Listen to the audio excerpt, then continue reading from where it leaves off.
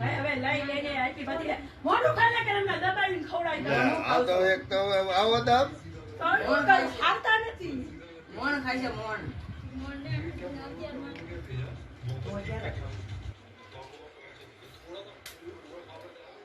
આમ તો દિલીપભાઈ ખરેખર આવો દાબ બતાવે નવાઈ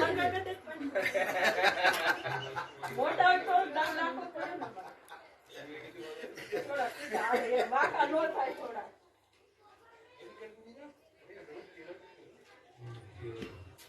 તમારે દિલીપભાઈ કેવું છે? એક તો અમે હાલીને આવ્યા ઉપચાર ધક્કા બતાવો કઈ આ તો લીધવાના પડતા એ